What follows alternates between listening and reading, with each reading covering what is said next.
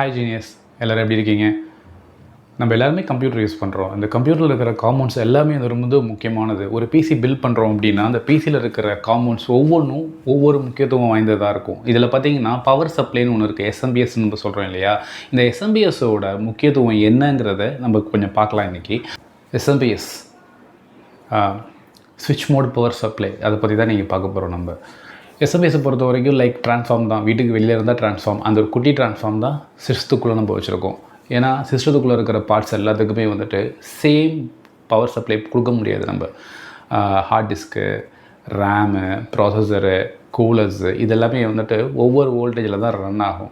இப்போ இன்னொன்று நம்ம வந்துட்டு நான் கூலர் போட்டிருக்கேன், வந்துட்டு ப்ராசர் வந்து ஹை அண்ட் ப்ராசர் போட்டிருக்கேன், வந்துட்டு ரேம் வந்துட்டு நான் 64 GB 128 GB இப்போலாம் நான் போட்டிருக்கேன்.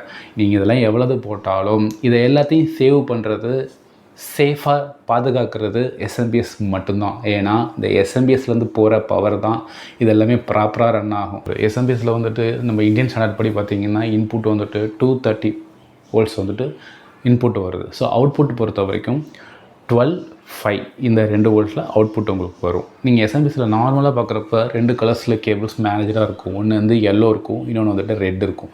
இந்த எல்லோ எல்லாமே பார்த்திங்கன்னா 12 வோல்ட்டு, ரெட்டு வந்துட்டு 5 வோல்ட்டு. ஸோ இந்த கான்செப்டில் தான் இருக்கும். இப்போ நம்ம எஸ்எம்பிஎஸில் நம்ம கொடுக்குற அந்த இன்புட்டு 230 வோல்ட்ஸ் இருக்குல்ல, அது அப்படியே அவுட்புட் வரதில்லை. ஸோ அங்கே நமக்கு வந்து 12.5 தான் வருது.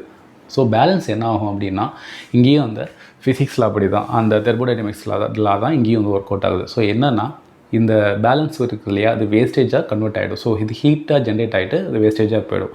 இந்த எவ்வளவு ஹீட் வந்துட்டு ஜென்ரேட் ஆகி வேஸ்டேஜாக போகுது, இதை சர்டிஃபிகேட் பண்ணுறதுக்கு தான் எஸ்எம்பிஎஸில் வந்துட்டு இந்த silver, gold, bronze, titanium, so இந்த மாதிரி ஒரு சர்டிஃபிகேட்லாம் கொடுத்து இந்த 80+ வச்சுருக்காங்க. இப்போ 80+ பார்த்தீங்கன்னா உங்களுக்கு 80+ வந்துட்டு கிட்டத்தட்ட 80% வந்துட்டு நமக்கு எஃபிஷியண்ட்டில் ஒர்க் ஆகுது. பேலன்ஸில் அந்த 20 தான் வந்து உங்களுக்கு வேஸ்டேஜில் போகுதுங்கிறது தான் இந்த சர்டிஃபிகேட்டோட கான்செப்ட். ஸோ இதை வச்சு தான் இந்த எஸ்எம்பிஎஸ் வந்துட்டு உங்களுக்கு நம்ம வாங்கணும். எஸ்எம்பிஎஸை பொறுத்த வரைக்கும் இன்னொன்று, நீங்கள் வந்துட்டு ஒரு என்ட்ரி லெவல் பிறந்தா கூட ஒரு 80+ போகிறது பெஸ்ட்டு. எல்லோரும் பட்ஜெட்டில் நம்ம வந்துட்டு சிஸ்டம் ரெடி பண்ணுறோம் அப்படின்ட்டு நம்ம நார்மல் எஸ்எம்பிஎஸ் நீங்கள் போடுறதுல என்ன பிரச்சனை வரும் அப்படின்னா, இப்போ கம்ப்யூட்டர் பொறுத்த வரைக்கும் நம்ம வந்துட்டு டேட்டா வந்துட்டு ரொம்ப முக்கியம். உங்கள் வீட்டிலே நம்ம யூஸ் பண்ணுறோம், ஒரு நார்மல் பிசியை யூஸ் பண்ணுறோம். நீங்கள் வந்துட்டு அதில் உங்களோட ஃபேமிலியோட ஈவெண்ட்ஸ் எல்லாமே, ஃபோட்டோஸ், வீடியோஸ் எல்லாமே வச்சுருப்போம். அப்போ அந்த ஹார்ட் டிஸ்க்கு, அதில் உள்ள டேட்டா, அதோட முக்கியத்துவம் எவ்வளவு நமக்கு. ஸோ இப்போது நம்ம அப்படி ஒரு 80+ எஸ்எம்பிஎஸ் பற்றி தான் இன்றைக்கி நம்ம பார்க்க போகிறோம். அது என்ன அப்படின்னா, தெர்மல்டெக்கில் BX1 ஸ்மார்ட் BX1 650 அப்படிங்கிற எஸ்எம்பிஎஸை பற்றி தான் இன்றைக்கி பார்க்க போகிறோம். இந்த எஸ்எம்பிஎஸை பொறுத்த வரைக்கும் பார்த்திங்கன்னா, இதில் வந்துட்டு ஒரு இப்போ நார்மலாக இந்த பழைய சிஸ்டம்லாம் நம்ம யூஸ் பண்ணுறது பார்த்திங்கன்னா ஒரு மாதிரி இந்த ரைஸ் மில் சவுண்ட் ஒரு மாதிரி வரும்.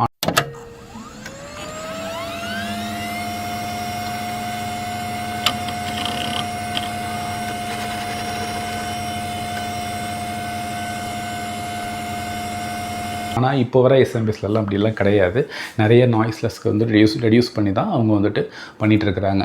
இந்த தெர்மல்டெக் எஸ்எம்பிஎஸில் கூட அந்த ஃபேன் வந்துட்டு அல்ட்ரா குவைட் ஹைட்ராலிக் பேரிங்கில் யூஸ் பண்ணிவிட்டு அந்த டெக்னாலஜியில் அந்த ஃபேன் இருக்குது. அதனால் என்ன ஆகும், உங்களுக்கு வந்து நாய்ஸ் வந்துட்டு ரொம்ப கம்மியாக இருக்கும்.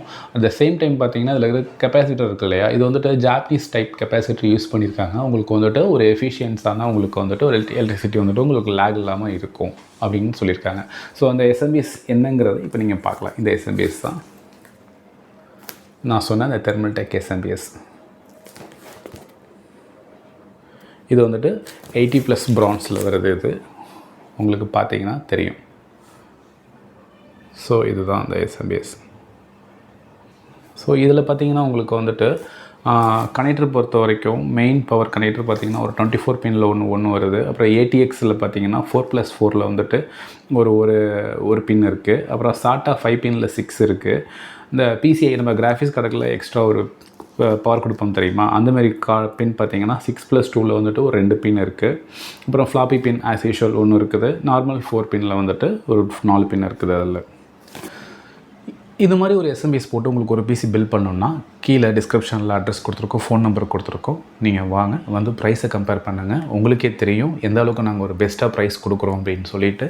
நீங்கள் வந்து உங்களுக்கு கஸ்டமைஸ் பிசி நீங்கள் பில்ட் பண்ணிக்கலாம். நீங்கள் உங்களுக்கு பிடிச்ச ஒரு ப்ராசஸர், இல்லை எனக்கு இந்த மாதிரி கேபினெட் வேணும், எனக்கு RGBயில் ARGBயில் எப்படி வேணுமோ ஒரு கேமர்ஸாக இருக்கட்டும், இல்லை வந்து ஒரு அக்கௌண்ட்ஸாக இருக்கட்டும், ஒரு ஸ்டூடெண்ட்ஸாக இருக்கட்டும், எல்லாருக்குமே, ஒரு வீடியோ எடிட்டராக இருக்கட்டும், எல்லாருக்குமே நம்மக்கிட்ட பிசி பில்ட் பண்ணி தரதுக்கு ரெடியாக ஸ்டாக்ஸ் அவைலபிளாக இருக்குது. நீங்கள் வந்து விசிட் பண்ணுங்கள். தேங்க்யூ.